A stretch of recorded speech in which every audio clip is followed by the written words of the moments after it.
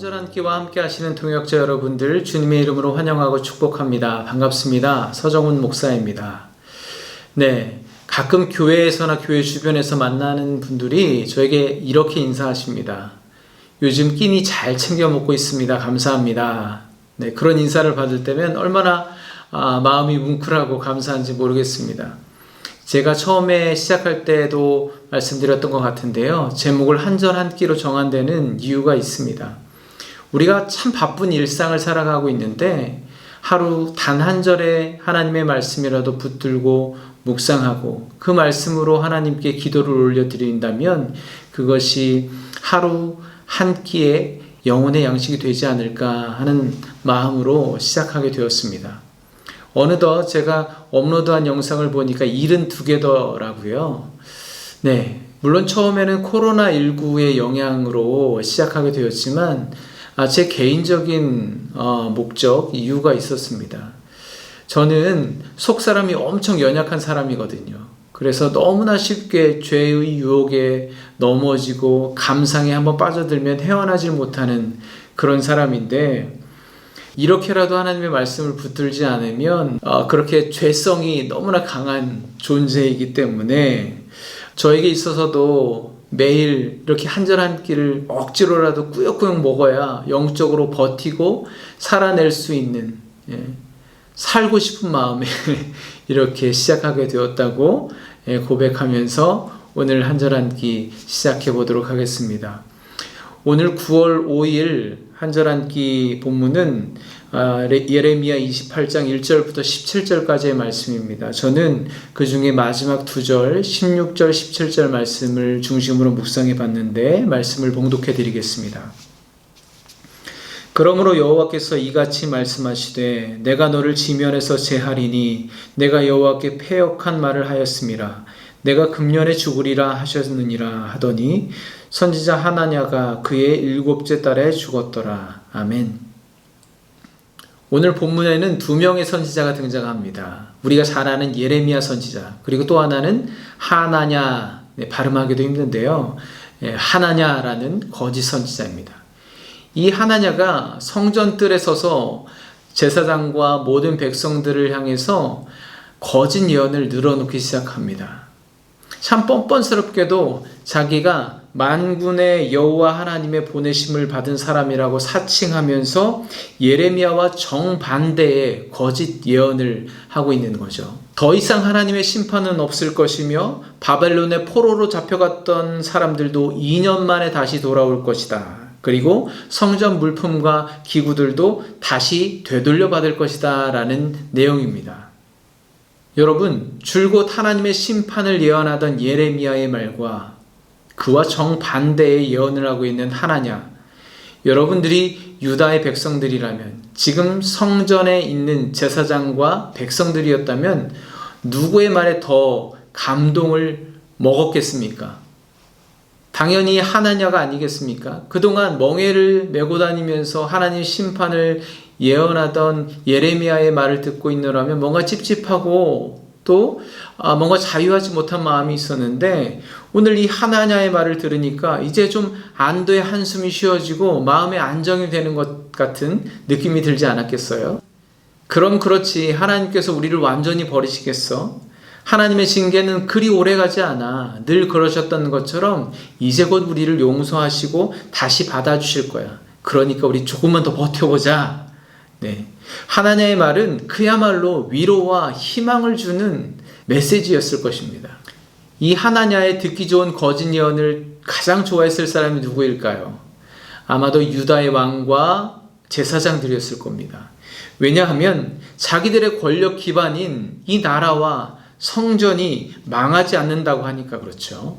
그들에게 하나냐가 얼마나 예뻐 보였겠습니까? 그래서 아마도 하나냐는 이 절대 권력인 왕과 제사장을 뒷배로 삼고 갖가지 영화와 혜택을 누리며 기세등등하게 다녔을 것입니다.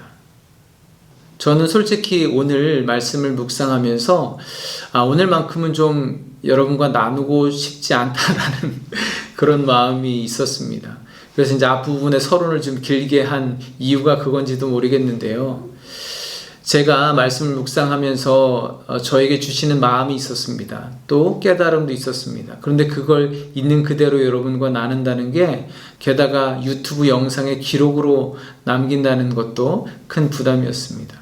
왜냐하면 오늘 말씀을 묵상하면서 제 내면에, 또 제 삶 속에 제가 하는 사역들 가운데 오늘 이 하나냐와 같은 모습이 너무 많은 것을 발견했기 때문입니다. 저 또한 하나냐처럼 하나님께서 그 사람에게 말씀하시고자 하는 바를 그대로 전하지 못하고, 그저 내가 그 사람에게 듣기 좋은 말, 위로가 될 만한 말, 이것이 마치 하나님의 말씀인 양, 하나님의 뜻인 양 그럴듯하게 포장해서 하나님의 이름을 갖다 붙여서 그렇게 전했던 적이 참 많았던 것 같습니다.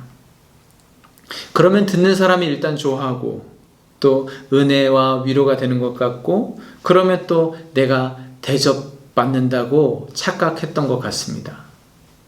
그런데 분명한 것은 그렇게 사람 듣기에 좋은 말, 당장의 나의 유익을 위한 그런 말은 결코 영원할 수 없다는 것입니다. 오늘 하나냐를 보면 알 수 있습니다. 그의 예언이 사람들에게 큰 능력이 있는 것처럼 보이지만, 능력 있는 선지자처럼 보이지만, 사람들에게 좋은 말을 하고 그로 인해 얼마나 많은 대접과 혜택을 누리며 살았는지 모르겠지만, 그것도 그의 예언이 응하기까지 고작 2년에 불과합니다. 그러나 하나님은 2년이 아니라 2달 만에 그의 생명을 거두어 가셨습니다. 그런데 어떤 분들은 이렇게 말씀하실 수도 있을 것 같아요.